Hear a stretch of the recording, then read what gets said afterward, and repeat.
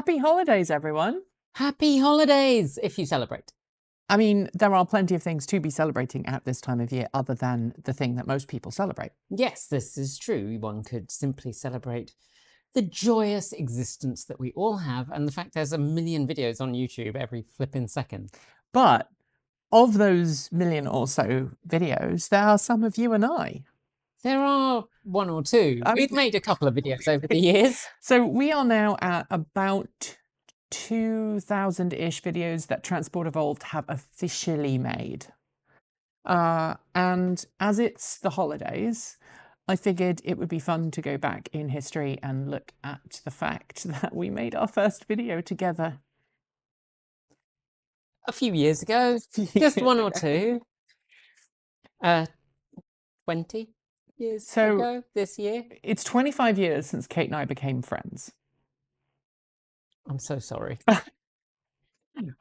It also now means that we have been friends for more than half of our lives. I'm so sorry to myself. And we decided that this year would be a really fun time to commemorate the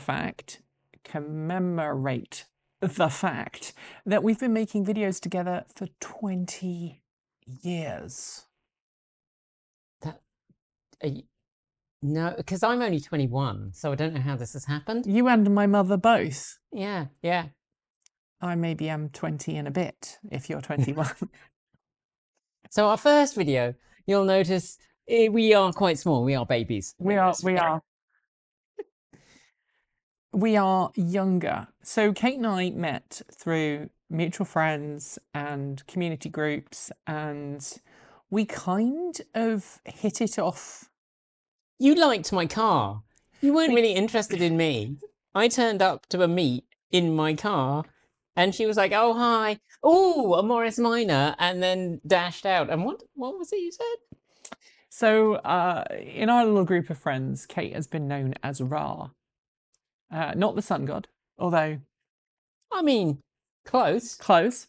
Has been known as Ra because the first time that she and I met, I begged her. Begged is the word. To take me out in Rebecca, your Morris Minor. Yes. Your 1969 Morris Minor 4-door Deluxe. Gotta get that deluxe in. And we went around the block, and I remember sitting in the back and winding the window down and just screaming Rah! Many times with sheer joy and excitement, because what you should know is that I grew up in a family with no car. We got rid of our family car in 1983, 84, when I was still quite little. My mum has never driven. We lived in the middle of nowhere. We didn't have a lot of money and the car kept breaking down. So my parents went, you know what, we can live without it. And we learnt to cycle and walk and take public transit, which was kind of difficult where we lived at the time because there wasn't much. The local train station was about 3 miles away. So we used to just ride or walk down to the local train station. It would take about half an hour when we were younger and get a train into town. But walking along those roads, those rural roads, one of the cars that I used to see a lot of was a Morris Minor. And I used to love the sounds that Morris Minors made because they sounded like they were farting every time they changed gear. Yes, they did, because they had a very small pea shooter exhaust. Right. And so in my late teens, early 20s, when I met you, I think the first time we officially met, although we knew of each other online about 2 years before we met. Yeah. When we actually met in person, I was living in my very first house. I would have been about 24, 25. 24, because it was 2000, I think, and 3 when we first physically met. Mm-hmm. And that was fun. That was fun. And then we went to Discworld with a bunch of friends. Yes. Yeah, I'd been before, because I'd been in 2000.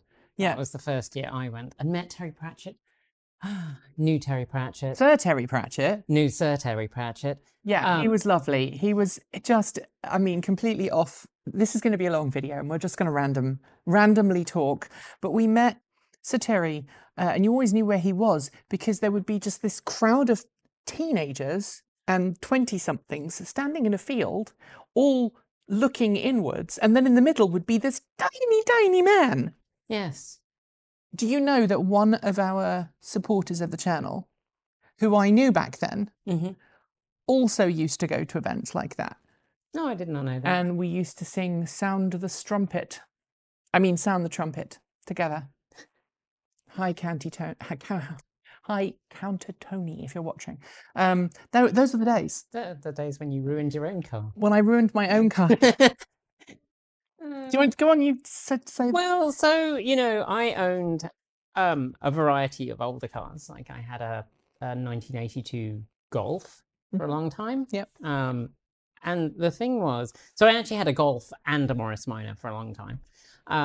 And the thing with cars from that era is that they're made of nice thick metal. So when you're out camping, partying, you get back late at night, you maybe had slightly too much of the local cider, which is maybe slightly stronger than you expected it to be. And we were at a campground. I want to reiterate. Yeah. We don't condone drunk driving. No, but you can go back and you can sit on your car because you can lie on the roof and you can watch the stars drifting overhead and talk about random stuff. I was going to say a word that begins with B, but I'm trying to remember that, this is a family day and perhaps you might not want that word. Yeah. But anyway, so you might be chatting away and I maybe inspired someone not a million miles from me to lie on the roof or sit on the roof of their own car. My company car. Now, bear in mind that I graduated from university and landed a job as not only a music teacher, but a professor of contemporary music at a local teacher training college. So I taught people who were like a year younger than me, which is just so bizarre.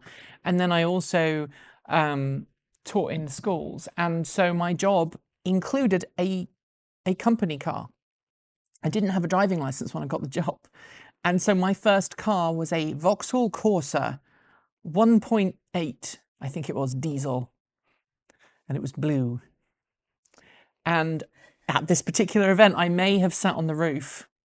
And then shortly after, I gave the company car back and they asked me why there were loads of dents on the roof.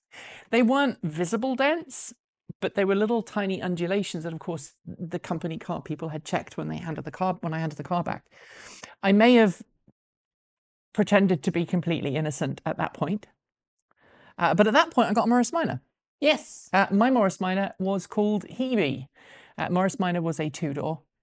It was brown. It was rose taupe. It was brown. Rose taupe. Anyway. And mostly made of rust. And at this point, our friendship was very strong. And you lived in Bristol. Yep.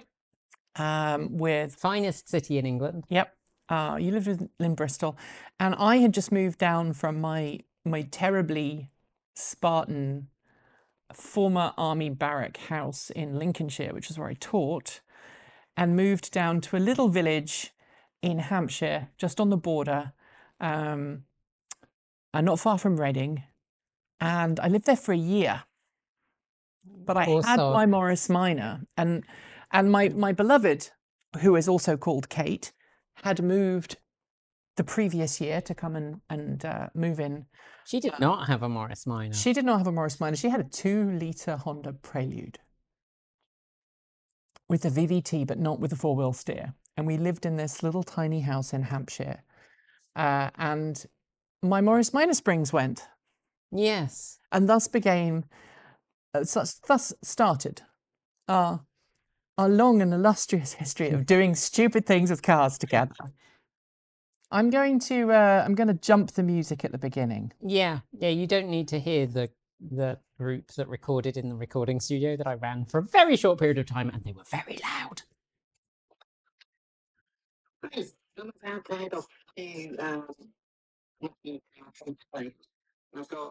is the director's commentary version, so you can see here the really artistic decision I made to reflect myself in the back of Lauren's car. And all of the things, and you had, that's I think that's Claire. That's Claire, the bike that tried to kill you. Yeah, Claire, short for time. Claire Roll, because she sounded like a hairdryer. That's right. So we're going to link to all of these, right? This is videos of Kate driving to Hampshire to help me out. And this is Hebe. And you can see the high quality technology I was using there to blank out Nikki's number plate, which is probably visible at some point later. Do you know I still have that number plate? Mm-hmm. Somewhere in there. I still have my number plate. And, well, it's still in your car. Yeah, I know. So Kate still has her Morris Minor. Rebecca came to the US with Kate. Unfortunately, Hebe is somewhere in a field in Wales. She was so rusty, she couldn't easily be converted to electric, which was my original plan. But anyway, this is a very silly video with lots of quite puerile humour and silly jokes. Yeah, I mean, it's exactly the video I expect 20-year-olds to make about trying to cut the springs off with an angle grinder. And at one point, so the joke was that the Morris Minor workshop manual said, you know, just undo these bolts and remove it. Yeah.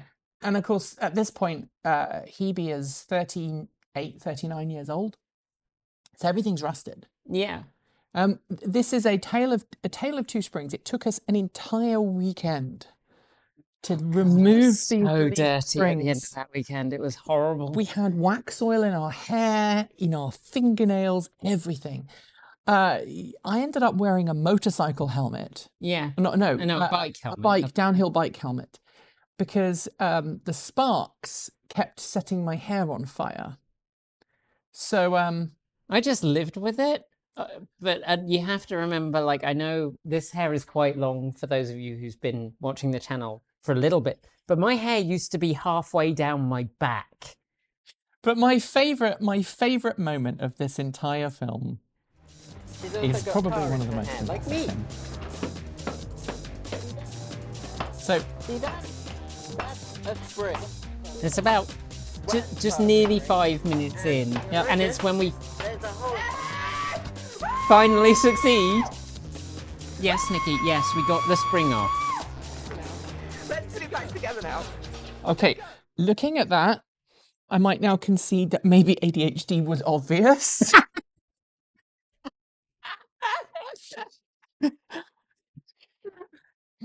Anyway. So that was the first video. We're going to link to it in the down below.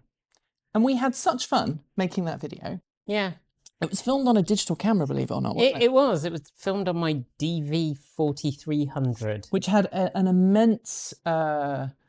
immense recording capacity of a potato. I think, yeah, it was about 32 meg or something like that, of all of 240 by 320 or whatever. And we ended up making this.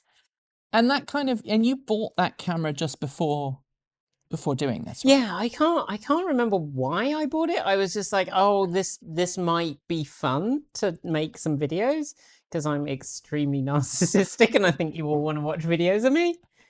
So after that, we moved.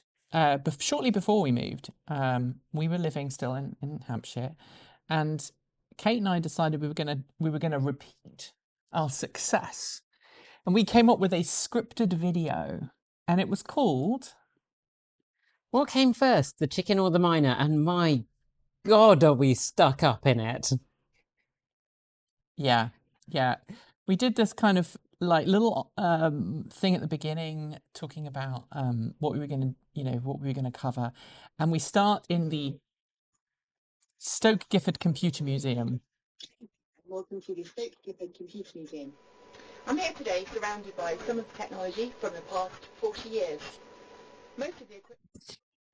Now, I should probably come clean and say that Stoke Gifford Computer Museum was in fact the house of a good friend of ours. The house of a good friend of ours, who likes collecting old retro computing equipment and associated hardware, because I mean, when you look at that, it's mostly test equipment. And he let us film, and we actually interview him at one point. But one of my favourite things is that's Ghost, by the way. He's very. Oh no, not that scene. No, that's not your favourite scene, because God, it's terrible. My favourite scene is us doing a quasi-promotional film. Yes. Yeah, where we pretend to be a married couple. And you pretend to be A chap. a chap.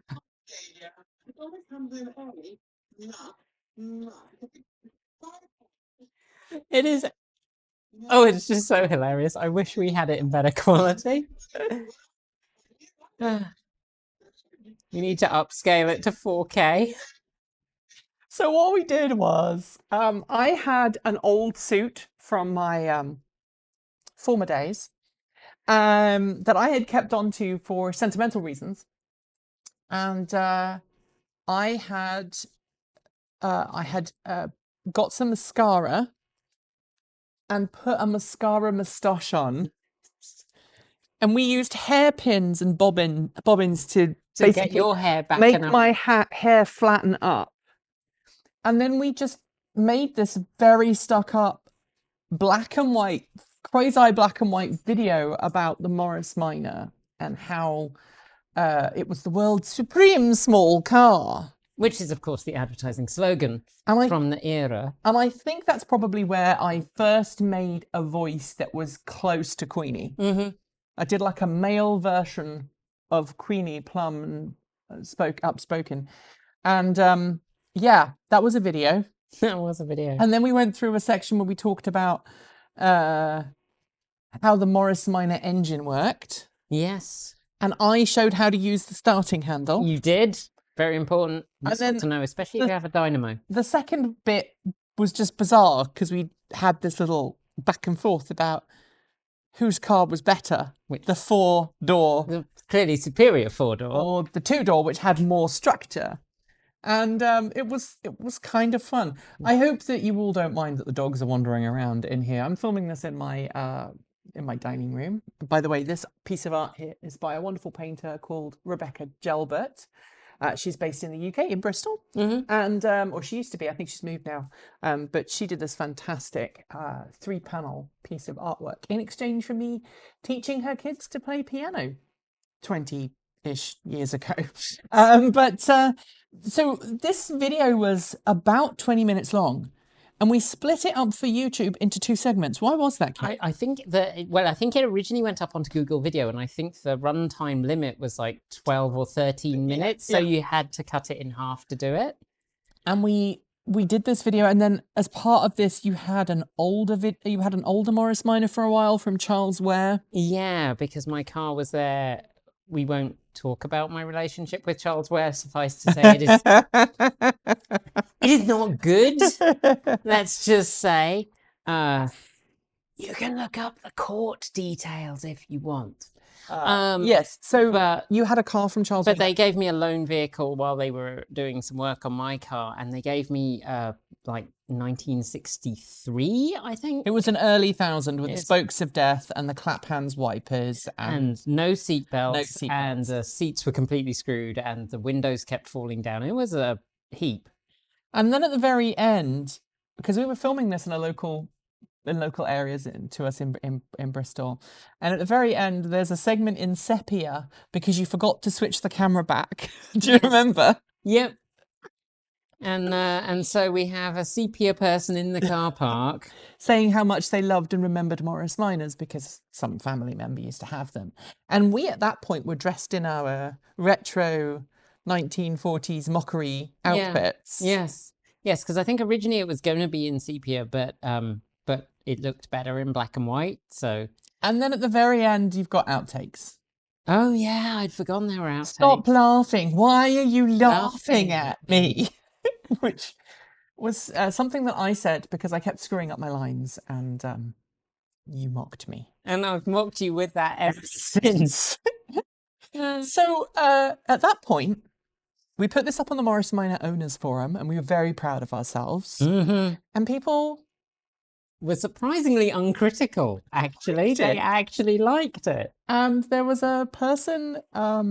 This is in the days before the internet was quite as mean as it is now. I mean, can you imagine it now? Oh my God. Maybe not. Well, I mean, clearly it is up, but it's so old no one watches it, which is handy. By the way, I'm drinking a great cola from the UK. It is like 100% sugar, though. It's actually probably better for you than some of the nonsense that they put in things, but We were out filming earlier, and I bought a cookie and some fizzy drinks for people. We did this video, and then I can't remember who said, but somebody was like, "You should have a TV show." Yeah. But mainly you. Well, I don't think did I put together the pack? You put together the pack, not me. Yeah, you put the pack together. Oh, God. So we made a pitch for a TV series called There's Life in the Old Girl Yet. And the idea was that we, at the time, in our early 20s, would make a video every week for a British TV channel. We were going to do daytime television. Daytime television, and we were going to teach people how to fix classic cars, because our pitch basically said, and I think I still have the pitch documents in a folder somewhere. I'm sure I've still got them on one of my backups somewhere. And the idea was that we were going to make this video about how it was good to keep these older cars on the road, how environmentally friendly it was. See, we were doing it back then. How we were so environmentally friendly, and we were going to do all of this. Well, and how students could have a more affordable vehicle if they had the skills to look after an older car, and they bought a cheaper older car that was better to keep it on the road. Back then, cars were getting more and more expensive. I mean, it's been happening for as long as cars have been on the road. And we made this pitch, and we sent the Life in the Old Girl Yet video, not the Life in the Old Girl, the chicken or the egg. Chicken or the Miner video. And mind-blowingly, astonishingly, this actually swayed them, and they were like, "Oh yeah, let's film a promo." Granada TV. It was Granada TV. Said, let's do a promo. When are you free? Yeah. So at this point, we're like absolutely bricking ourselves. Well, like, I'm a student nurse with no money and driving a 40-year-old car that is hung together with glue and luck. And I am an unemployed music teacher at that point, because I'd only moved. I hadn't actually got a job. I'd had some surgery. I'd had some complications from the surgery. And so I actually wasn't working. I was unemployed at the time. Yeah. So I was like, yeah, let's do it. And I came down to Bristol, and stayed overnight at yours, and the next day we went to a local scrapyard, which we seeded with stuff. We basically raided our parts bins, and we made this. And that was the point at which I stopped watching reality TV. Because you realised how fake it all is. Because, yeah. And just before we went to film that, I had gone to my local scrapyard in Reading, looking for parts that we could then seed in the other. Yeah. And I stumbled onto the Scrap Heap Challenge set. They were not best pleased with They were not happy about it. I don't think they were actively filming, but that would have been the first time that I and Robert would have crossed paths. I don't think I met him that day. Yeah. It was 2005-ish. Yeah. And I had a producer, very stern woman, with a radio, tell me to get out of that particular part of the scrap heap. I'd gone that way because I was looking for Morris Miners in the junkyard. And it was a time when you still reasonably could find them. They weren't common anymore, but you could find them in scrapyards. And I'd seen this Morris Minor atop of a pile behind a wall. And all I could see was the top of the Morris Minor, not the fact that it was the big sculpture that they had on set. And so I just... And there was no security or anything. Yeah. But anyway, I came down to Bristol. I played Fuel Gauge Lottery and lost that night, and your roommate had to come and help me.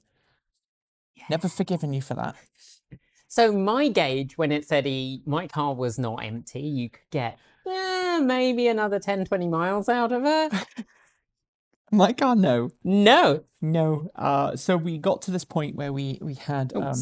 We had I was about a mile away from the turnoff on the M32 to your house. And your roommate had to come out of the house, drive up the M32 the other way, and the M32 had a restricted junction.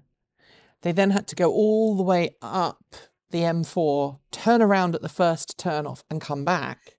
Now, bear in mind, this is the UK, and it was like 10, 15 miles to the next junction. So poor Lauren had to do a 30-mile round trip just to bring me a can of petrol. But anyway, we filmed the next day. Mm-hmm. We're blown away by how little the TV crew cared about actually doing anything other than filming. Or indeed telling us what to do. Like, I mean, I We think just- you were a much more confident person at that point, but On camera. I was super shy. Like, meeting new people is still a big thing for me. Like, I know if I've met you at events, I can appear quite bubbly. We I both can mask do pretty that. well these days. But at that point, like, meeting a new person was like the worst terror in the world. And the trying producer to- was really sweet. Oh yeah, she was lovely. But yeah, they basically just turned up and pointed cameras at us and were like, off you go then. But at Dance the end for of us. the day, it took longer than we planned because one of the things we were going to do was replace a front fender. And it got to the end of the day and it took longer than we thought. So they basically convinced us to literally drape It was hooked on there, hook basically. it onto Kate's car. And then we had multiple attempts of tapping the wing in a way that on camera looked like it was really solid and we'd finished the job, when in reality... You couldn't touch it because it would fall off. So we had to kind of... Yeah. Tap it in a certain way. direction and you could get away with it. Unfortunately, the producer then got really sick and she wasn't able to go to work for a couple of weeks and we missed the commissioning deadline.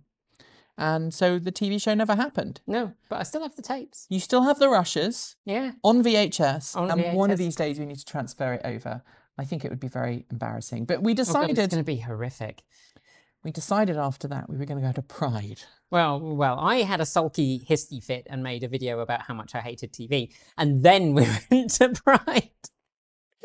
And we decided we were going to go to Pride in London and we were going to take our Morris Minors as in costume, basically. Yeah, we were the Morris Minor Owners Club of Great Britain LGBTQ section. Yeah. So we made this video. With angle grinders again. With angle. We liked our angle grinders. And you turned your car into a recovery truck. Yes, and you turned yours into a learner vehicle. Very young me. I had moved to Bristol by this point in 2005. And I had to put a power inverter in my car, and I can't remember why. I think it was just so we could run film. The cameras. Right. And we drove all the way to London, dressed in 1960s. I actually found this dress, this flowery dress. Yeah. And pretended that I was a student, and your long-suffering wife, our wife, who at the time was just my girlfriend, was going to be my how do I put this in a family-friendly way? She was your driving instructor. My very stern and strict driving instructor. Nudge, nudge, wink, wink. And this. My driving instructor told me that I'm getting very, very good. And she decided to let me drive all the way to London.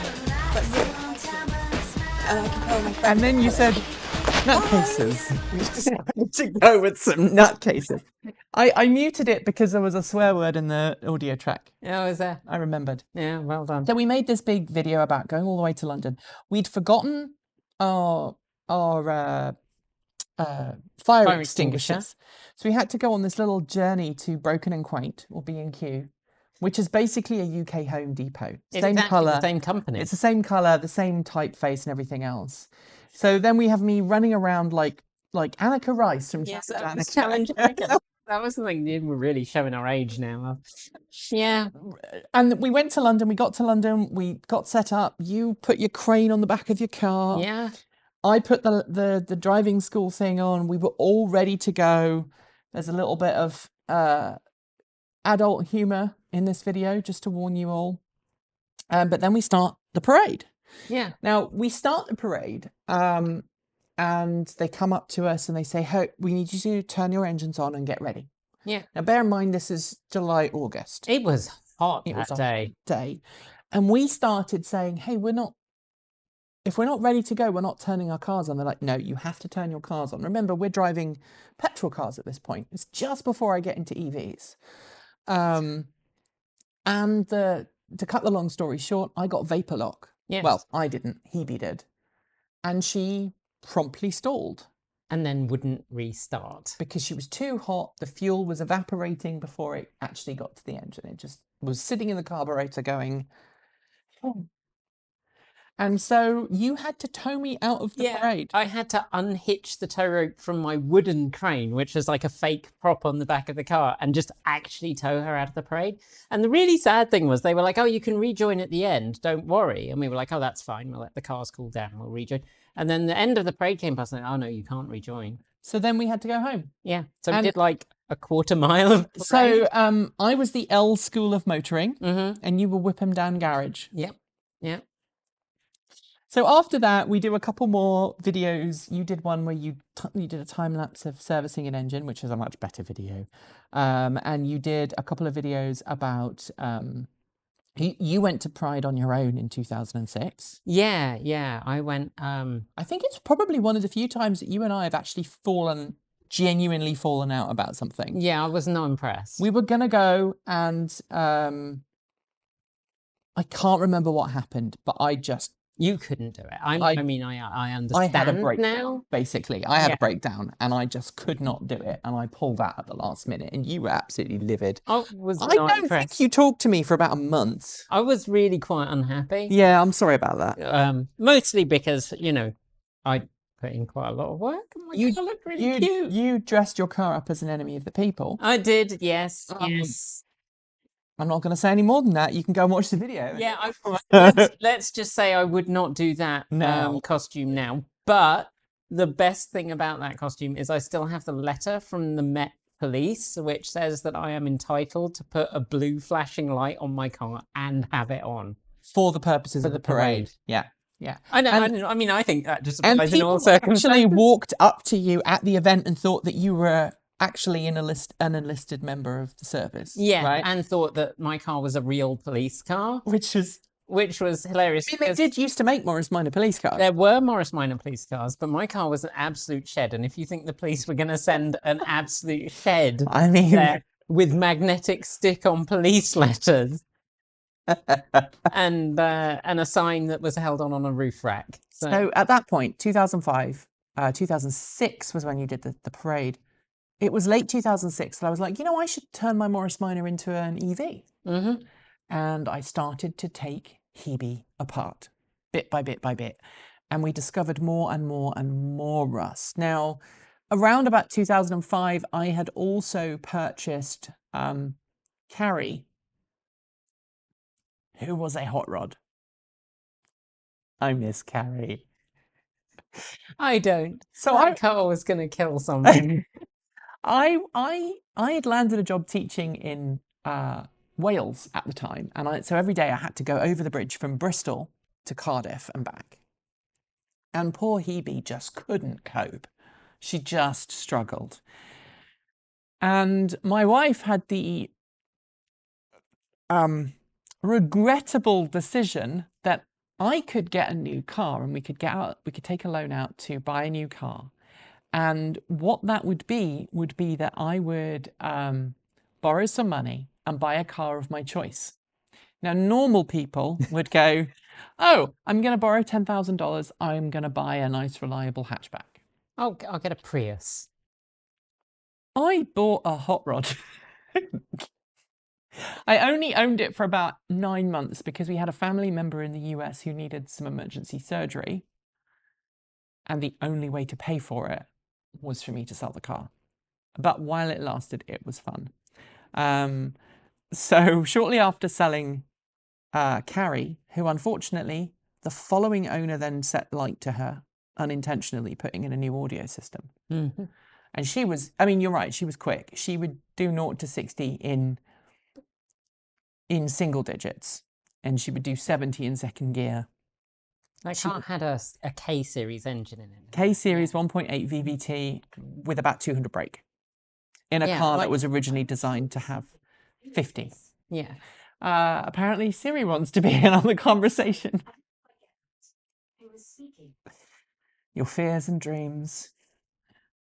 I don't recognise your voice. Go to the home app to tell me to recognise my voice for this home. This is truly a Christmas special now, isn't it? So anyway, we ended up buying a car. I tried converting Hebe and realised I didn't have the skills, the welding skills to get her running. So I ended up buying this. which is a an- Fiberglass banana is what it is. it's called the Flying Banana. Now, at this point, we're making videos independently, but we're still sometimes doing fun things together. Mm-hmm. Bizarre-looking LED display in front of you. Bad car to sit in. This was a video that I made very much in the kind of the style of a proper TV. Yeah, I mean, Video. you can really see that you've been watching the BBC. The BBC, the Top Gear, Top that kind Gear, of, that, yeah. before they started doing dumb stuff, right? And we watched this, and it was great. But there was a bit of an issue with this video. It's in very poor quality. I made this again on a potato. Yes. And it was popular, and people were like, hey, this is an EV video. This is my first EV, 2006. I had my first EV, 2007. I drive that for a while. I get really into EVs.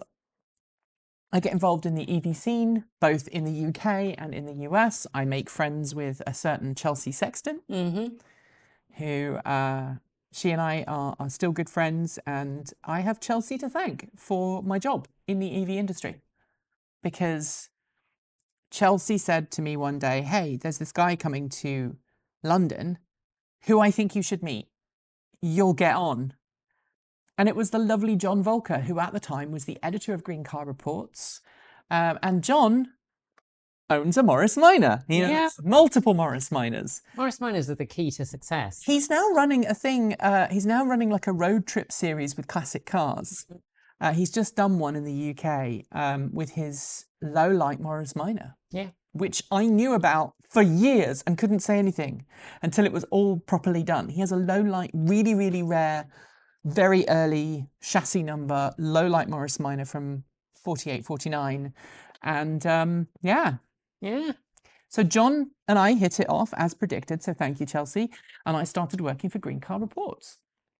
And slowly then, over the next few decades, or sorry, the next few years, You're not quite that old. over the next few years, I basically slowly stopped teaching music and did more and more car journalism with an EV bent. And so we had Nikki Drives, which I think you did a couple of videos with me on. Yeah, I know I held the camera for a few things that you did, and just kind of was around in the background. And at that point, you were still very much petrol. Yeah. Yeah, I was. For my sins. And then...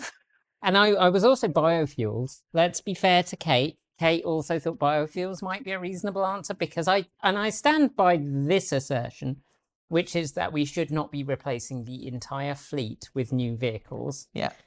I just now think we should be converting them to electric. But at that point, because the math on biofuels just doesn't work. But at that point, I was like, well, biofuels, basically, because I get to keep my Morris Minor. So, I mean, you know. And then someone not a million miles from me persuaded me to buy an EV. Well, it wasn't you that got the EV first. No. It was your mum. Yes, that's true. Yeah, my mum lived in the middle of nowhere and my dad had cancer.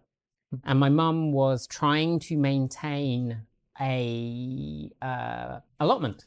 Yeah. Because she was growing a hell of a lot of her own food to help my dad do well, was providing a lot of organic, really fresh veg and providing like smoothies made from really fresh veg. But that meant that every day she was basically driving a couple of miles and then a couple of miles back. And she was like, this car, like she tried a trike, and you know, trikes on a 60-mile limit road. Yeah. 60 mile an hour a bicycle limit road. trike here. Yeah, bicycle trike. That wasn't really cutting it for her. So and it was after your dad died that we got the EV, wasn't it? I think it was because your dad died just in 2005. Because we got 5. Yeah, he died in 2005, and we got the Enfield. I think it was in 2007 or 8, because I'd moved to Bristol at that point. Yeah, it was shortly after he died. She still had that allotment, and she was still trying to maintain it, and so she was doing this like tiny drive on the regular. And she also, like, the nearest town was like 10 miles away. So the most she'd ever drive was like 20 miles. And so we thought an Enfield might do, because, you know, the range of electric vehicles around at the time was quite small. So we went to Wales and picked up the world's worst Enfield. And it was 2007, and I know it was 2007 because you had a Doge. because I had a lovely little pupper called Pepper, Yeah. who was very much a puppy at that point. And the joke was that whenever Pepper met you and we went in a car with Pepper, he was sick, violently sick. And he was violently sick on this trip. They rented. All over the inside of a Fiat Ducato, I think it was, which we returned smelling of Febreze, of all of a can of Febreze, because nothing I did could get rid of the smell of vomit. Dog vomit on me, on the car, because he did vomit on me, obviously. Yes, because I was driving at the time, wasn't I? He just turned around, looked at me with this horror, and then went, bleh. Oh, I miss him so much. He was a sweet dog. Sweet dog. For those who don't know, Pepper actually made it all the way to the US. When we moved to the US in 2015, and you moved a couple of months after us, he came over. And he actually moved into this house, and he lived here for a year or two. Unfortunately, he passed away a couple of years back now. He is sorely missed, and we miss him. But he had quite the life, that doggo, from a farm in Wales. And we picked him up on an EV retreat day where we were building electric vehicles at some random farm in Wales. We picked him up. He used to do all kinds of wonderful trips with us. He went from London to Brighton in an EV with me once. Mm-hmm. I've got some lovely pictures I'll have to throw up. And then he came over here. But you got this Enfield for your mum. Yep. It was in pretty good condition. It was hand-painted, I seem to recall. It was hand-painted, and some pillar had stuck a Metro grill on the front of it that was ugly as sin. And I took it for its MOT, which it passed, but then discovered that the onboard battery charger, which it did have an onboard battery charger, was not connected to anything. That's so right. you could plug it in and it wouldn't do anything, which was unfortunate because I needed to drive it back. So we drove it halfway back and then got RAC'd back the rest of the way. And then my mum had it for like a month. Week or month or something, yeah. She hadn't driven it yet because she wanted to drive it with me. Right. And she got flooded. And the house was flooded with 3 foot of water, and the Enfield was flooded with 3 foot of water, and that was the end of that car.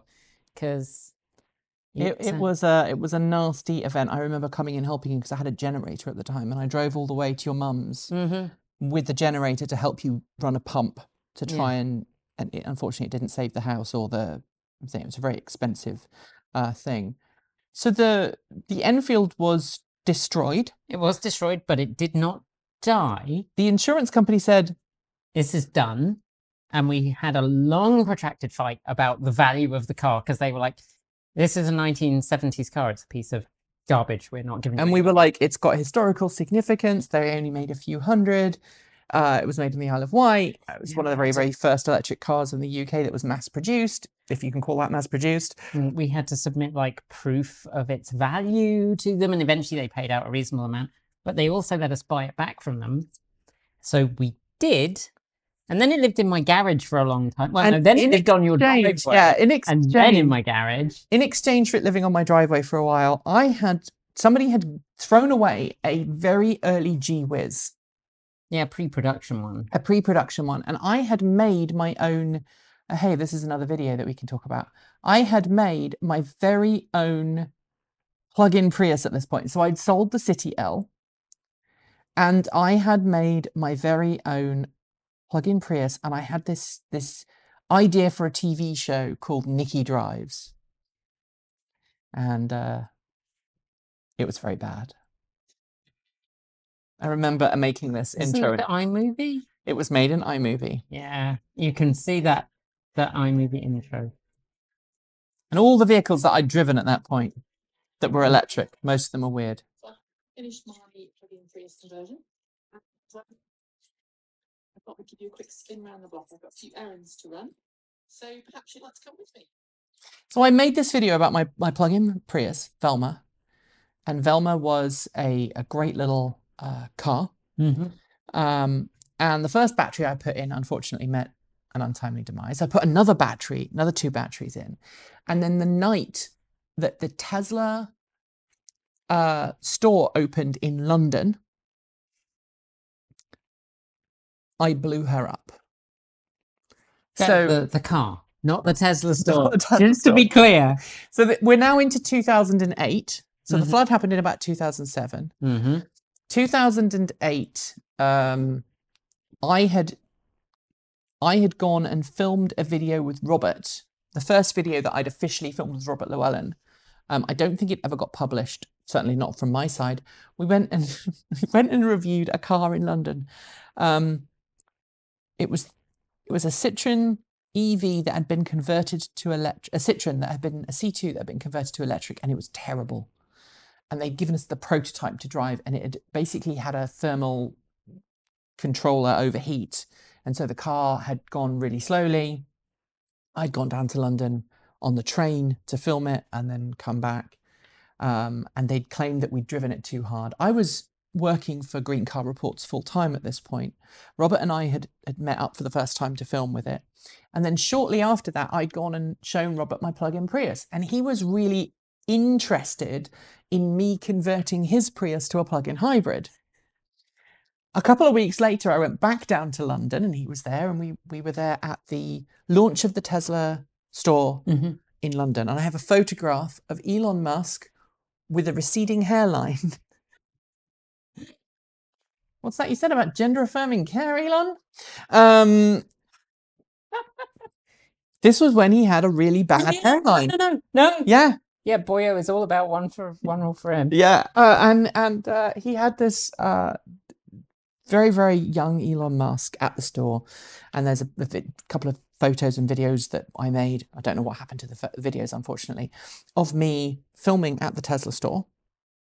And then we drove back. We went in my wife's Prius, which was a normal Prius. But I had left my Prius at home. Oh, actually, no, it was the night before. That's right. It was the night before the Tesla store went live. I had parked my car up, and basically I had a thermal runaway event. My car was written off as a consequence. But we'd gone down to London in my wife's Prius, and that night, coming back from the event, Robert nearly got killed. He was in a Prius, and he was T-boned.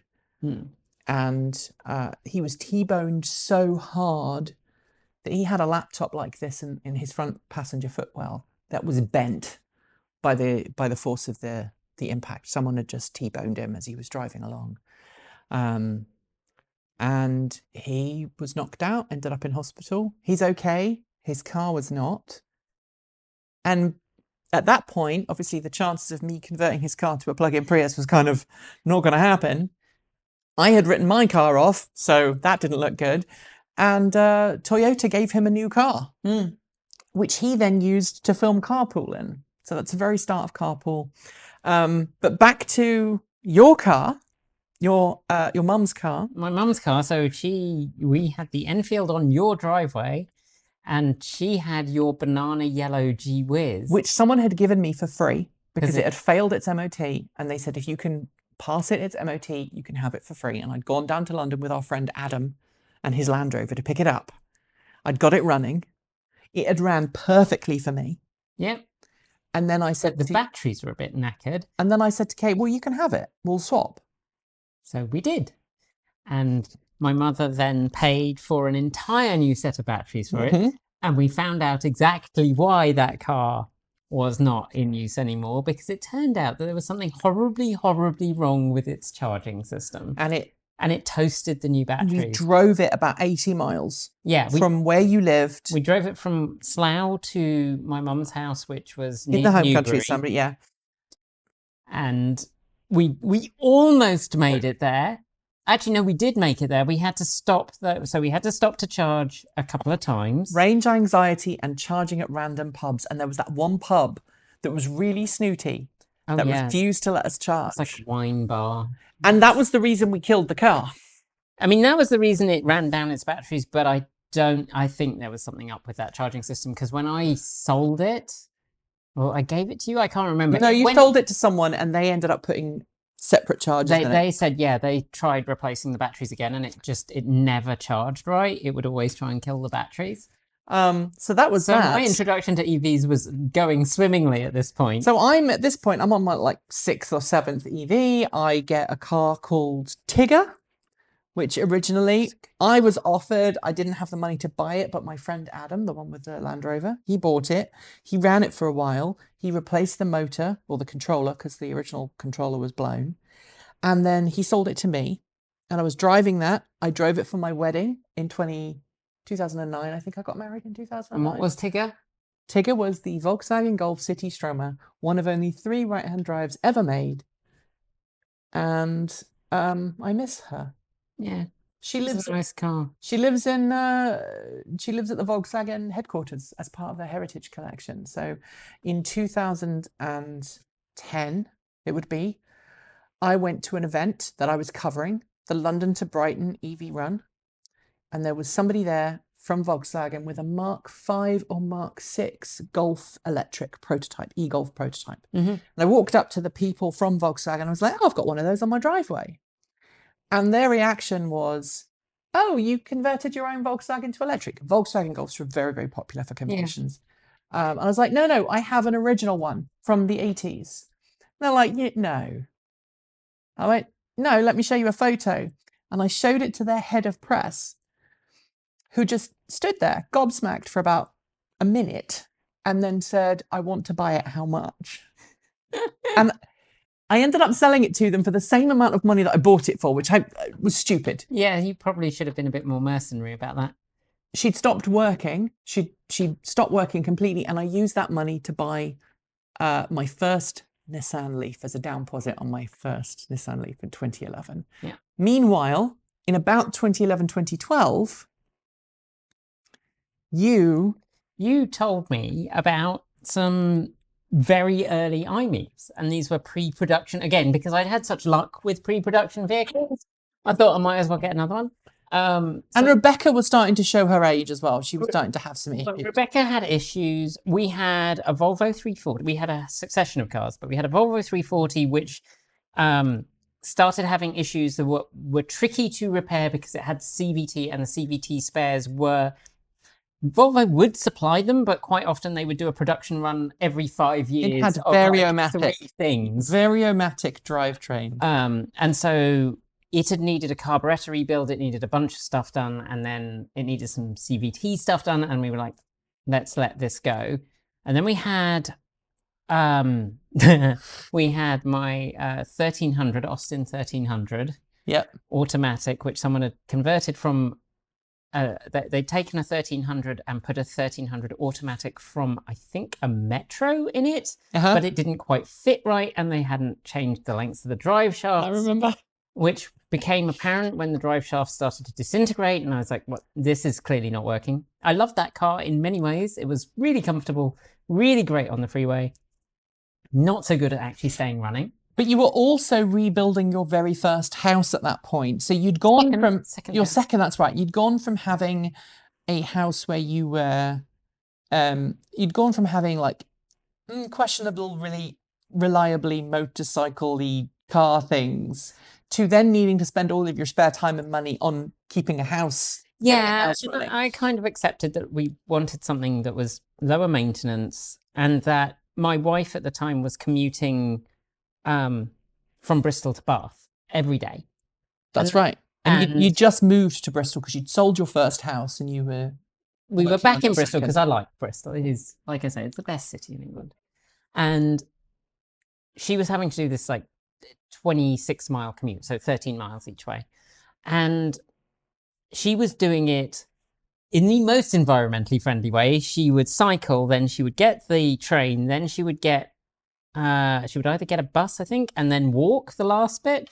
But it was taking her like an hour in the morning and an hour in the evening to do that. And Bath rush hour is never fun. No. And so she wanted a car that was reliable, that she could do that in.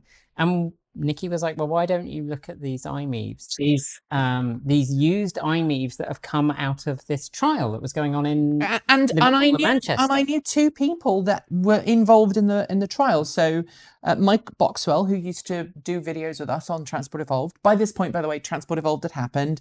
I'd gone through a succession of different cars and EVs. We had the Volvo 240 for a while, which I lent you to tow the G-Wiz down to your mum's when she moved. Yeah. And it was a perfect towing vehicle. And apart from the fact it still had its original clutch and 100 and something thousand miles on it, and it turned out the original clutch was not in quite such good shape. when you went up hills, it behaved like an automatic. Yeah, yeah. It had a top speed of about 30 at engine revs of about 7,000. How that clutch actually survived that trip, I'll never know. I just don't know. So we had this, we'd had this point where you and I had just become very good friends, and we'd doing stupid things with cars. And so Robert Llewellyn had just had one of these IMieves as well. I'd gone and filmed with him the day, actually. We filmed a special edition of Transport Evolved. It's still on the archive, on the back catalogue. We filmed this very special episode of, it was actually the EV cast, which I worked for a short amount of time before Transport Evolved actually was established. I've got to be honest in that. And when I left EV cast, that's when I established Transport Evolved, because EV cast did something weird. And the hosts lied about me at one point, and I was like, you know what? Screw that. I'm going to start my own show. And I did. So I knew that these cars were coming off lease. So it would have been 2011, 2012. I said, hey, Kate, there's this car. It's in Liverpool. And because I'm an idiot, my wife and I just sat down and did the maths. And we were like, if we keep this car for a few years, it would have paid for the petrol. Like, even in UK electricity prices, which were not great, it will have paid for the petrol. It paid for it quicker than that, because it turned out that at the time Bath offered free EV charging. So my wife actually just commuted to Bath, plugged it in for the day, and then went home with a full battery. Park and Ride, both the Park and Rides, the major Park and Rides did free EV charging. But yeah, we went up to Liverpool. You drove me up there, and I think I looked at both of them, and there were like, one of them was like a grand more because it was slightly lower mileage, and I was like, take the higher mileage one. It's fine. And we drove from Liverpool back to Bristol, which isn't a short distance. Now, Bristol to Liverpool is what, 300 and some miles? I can't remember. What I do remember is that the IMiev has about a 50-mile range. And this is the early days of the electric highway in the UK, and the charging stations are very unreliable, and the CHAdeMO charging stations kept failing. And then we realised that even though you had a J1772 inlet, it does not in fact have a J1772 charger. It didn't have the hardware to turn on the charger when you plugged in a J1772 plug. It just randomly had a special, you had to build a special cable. I had to build a special cable. It came with a 13 amp, just a regular 13 amp plug on the end of a cord, and you plugged it in and it was on. Yes. But if you plugged in a charging station, it couldn't tell it to come on. And we found that out because we got to the pub that we were meant to charge at, plugged it in, and nothing happened. And so our trip back took us about, I think we got back about 3 a.m. It was a long... Because every time we stopped, we had to find a 13 amp socket or a fast charger. And I think we used 2 fast chargers on that trip. I know one of them was at the football ground. It was at the Ecotricity sponsored football ground, whichever one that one was. In Gloucestershire. Because I remember that one because I had turtle mode going up the hill and just kind of was like, I am gonna make this. I am not having it run out of power. And somehow after that point, you decided that you were still my friend and that EVs are pretty good. And at that point I said, hey, come and be my random guest on Transport Evolved at the weekend when I didn't have somebody else. Kate, will you come and be on the show? Yeah, and foolishly, there I was. And there we are. That is basically how you got involved in TE. Yeah. And then in 2015, you had the IMiev still. You also had a Prius. Yep. I had a Nissan Leaf and a Chevrolet Volt with a V. We bought the Volt because I liked the styling better than the Ampera, and because it was $2,000 cheaper at the time for some reason. Because they weren't ever going to service them. That's Because why. they weren't ever going to service. There's only 2 garages in the whole of the UK that would touch them. But around about that time, after you got the IMiev, I was online, and our wonderful friend Johnny Smith put out a tweet that said, "Hey, I'm on the lookout for an EV. I want to make an EV hot rod. And does anyone have an Enfield perchance?" And I had an Enfield. I had a sad little Enfield. And you were going to sat in convert my- it to a more modern drivetrain. That was my intention. Like I mean, anyone, if you've watched the channel, you know I'm still trying to convert Rebecca, but time, money. Time and money. I mean, yeah, is my enemy, and ADHD.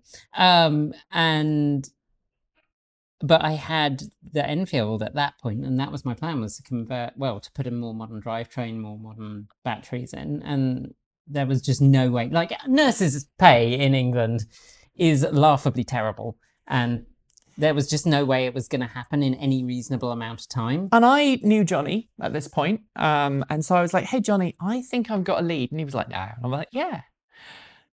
Here's my friend Kate." And he came down to your house. He did. And he's a lovely guy. He's an absolute Johnny, sweetie. I have known Johnny now for probably about, 15 years, and he's lovely. Every time I meet him, he's always so genuine and eager to sorry, Ghost, that was Ghost.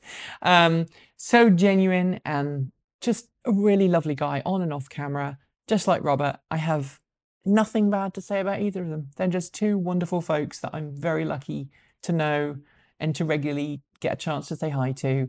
Johnny was like, "I want to take this car and make it something special," and it became the Flux Capacitor. It did. So that was your little connection to the Flux Capacitor. Johnny still owes me a ride in the Flux Capacitor. So Johnny, come on now, mate. I last saw Johnny at the Volkswagen ID Buzz launch event. To be fair to Johnny, he did invite me to come, but it was when I was working, because everything is always when I'm working. Yes. And I was like, I can't do that. So, But it's okay, because Volkswagen promised me a ride of Tigger, and I'm still waiting for a ride of Tigger, my Volkswagen Golf City Stromer. So next time in the UK, Volkswagen, hook me up with my old car, please. So we did that.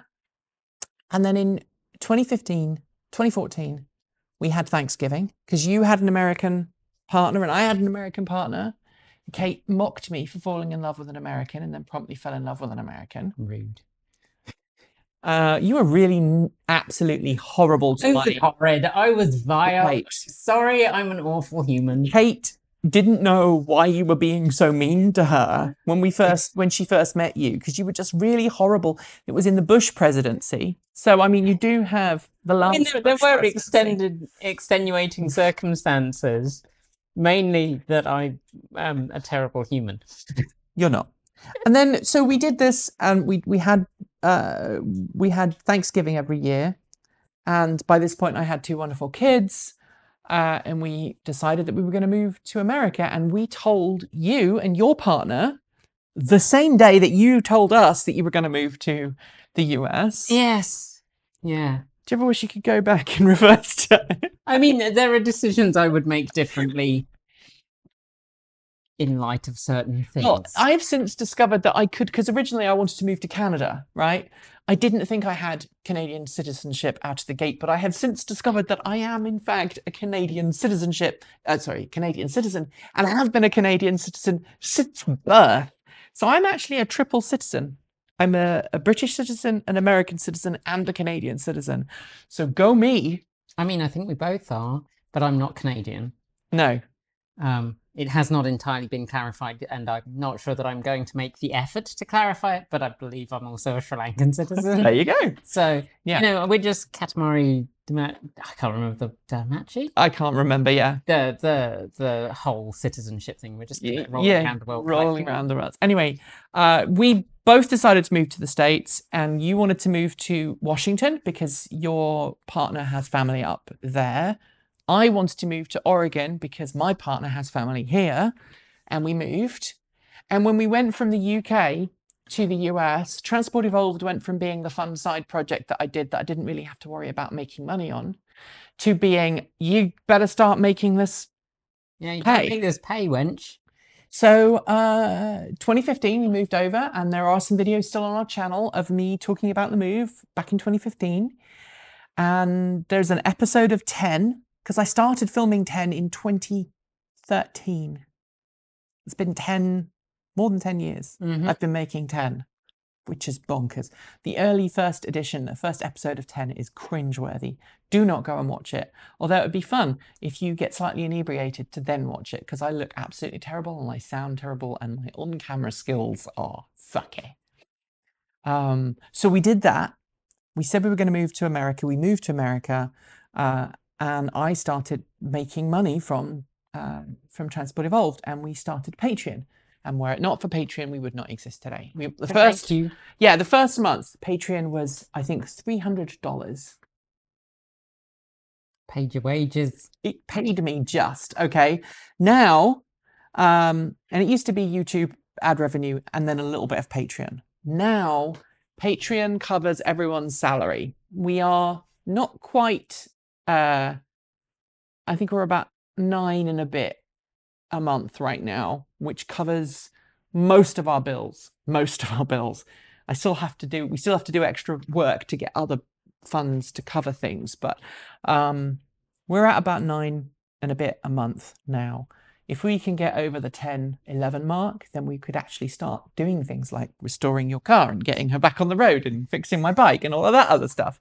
So if you want to support the channel, patreon.com/Transport Evolved. That was smooth, right? It was very smooth.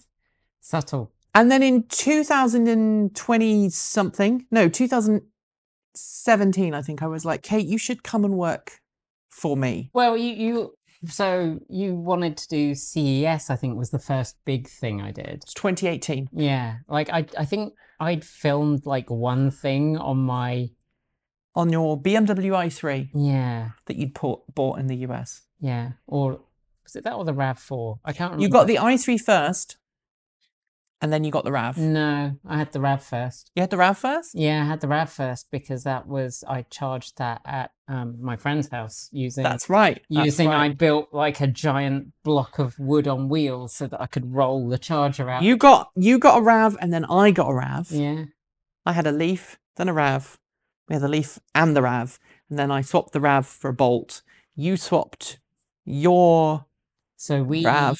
sold the RAV to get the Nero. And your wife had picked up a BMW i3 Rex, right? Yeah, yeah. And we drove that. But in 2018, I was like, hey, do you want to come somewhere in January and film something with me at a show? Because I'm supposed to be going to this event. I did it on my own in 2017 and hated every moment of it. And you came in 2018. And that was fun. Yeah, that was a wild ride. CES from a standing start. Like, no clue what I'm doing. And from there, you became the journalist that you are today. Yeah, yeah. All those years, Yeah. which takes us up to right now. And I just want to thank all of you for helping us on this crazy, wild journey. And we're going to put some of our early cringeworthy videos in the down below.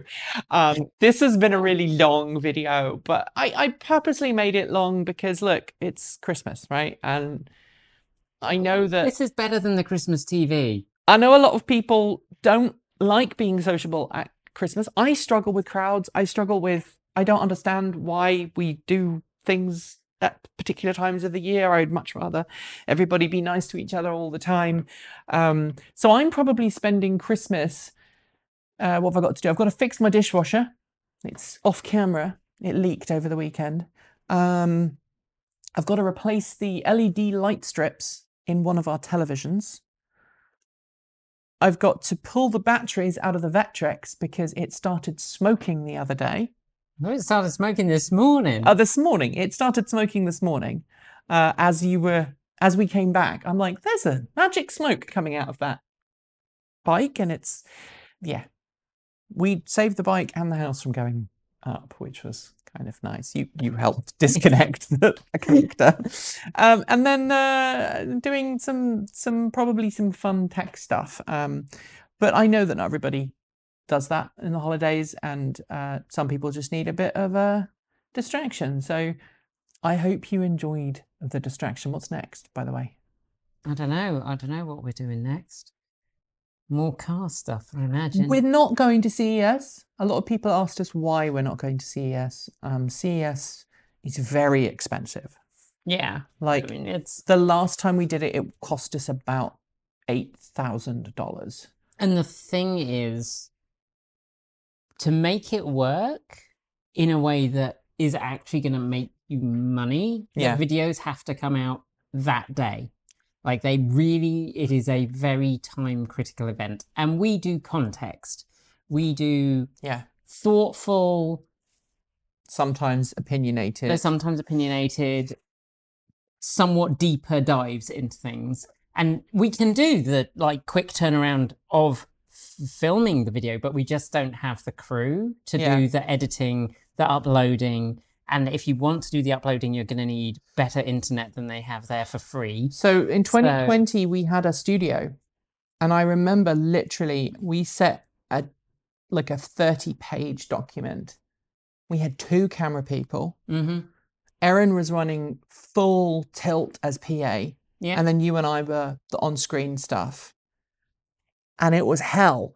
And I'd actually fell off the stage at a Byton event and was on crutches for the entirety of the event, which is why I didn't do the watercraft. Yeah, why I tried to drown jumped myself in at the lake. last minute and helped me with that. Because I was the one who was supposed to have done that.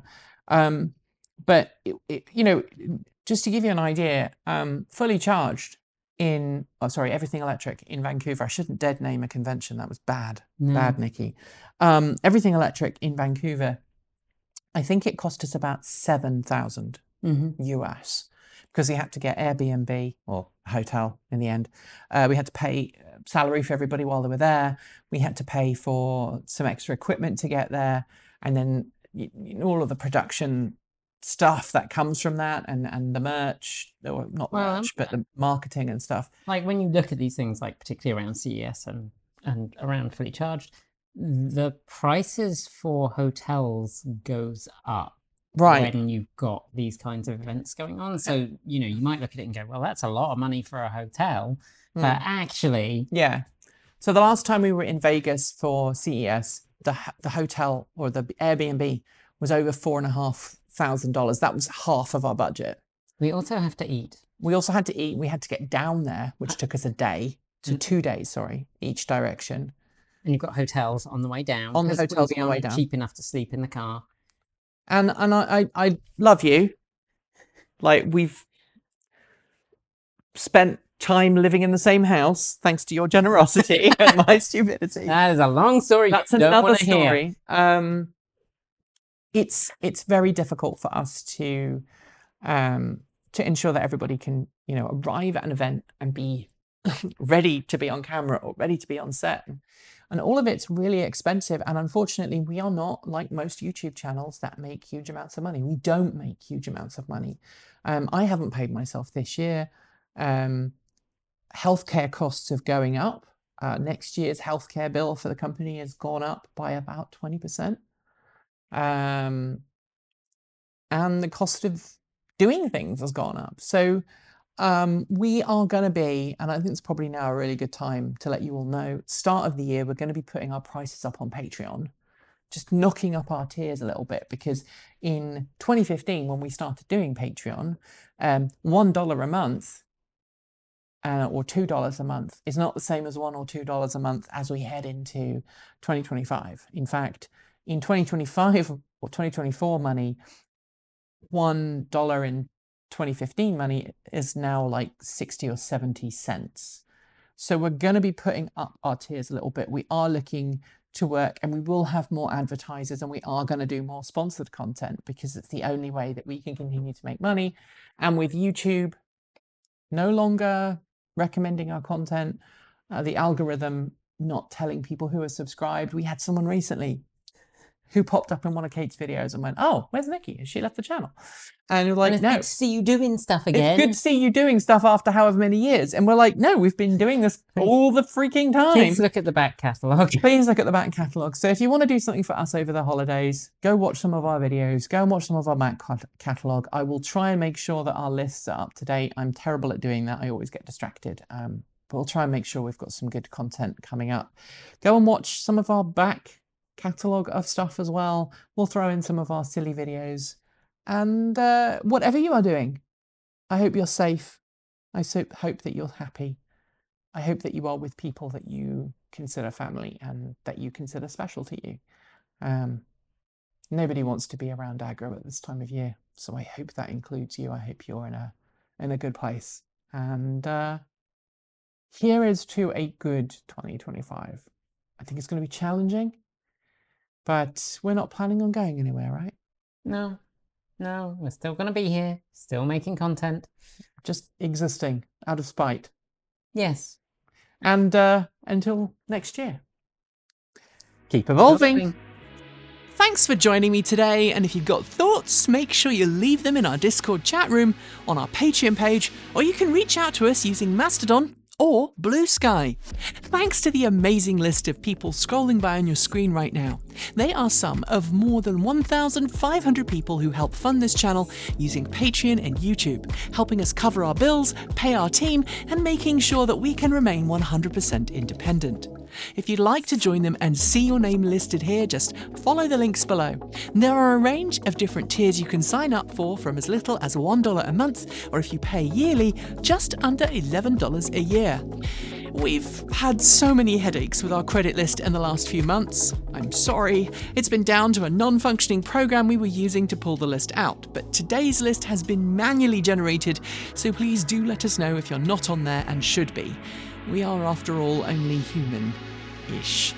A huge welcome to our newest supporters: Steve Abernathy, Mike Nichols, Zach Kane, Philip Atkins, Kat, Rob Thomas, Ryan S., Laura, Jay Alor, Celia Gonzalez, France G. France, Nicole Huang, oh yeah, Pedro Huget, Duran Valentine, Winfred Gerlach, John Trindle, Sarah Hendrika Biketon, Edward Kufka, Stephen Beatty, Jonathan Rees, MJY, Owen Patrick, and Gail Jackson.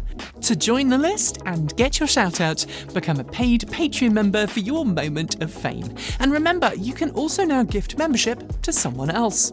If you'd like to support us with a one-off donation, you'll find links below to make Ko-fi and Bitcoin donations. And we even have an old-fashioned PO box you can reach us at. The address is listed below. And if you're in need of some swag, you'll find our swag store also in the down below. We've got some fantastic content coming up, so make sure you're subscribed on PeerTube or YouTube, and we'll see you very soon. We make new videos every Monday, Wednesday, Friday, Saturday, and Sunday. If you want more, the mighty algorithm thinks you'll like this video, but we also think that you should look at this one. See you soon, and as always, keep evolving!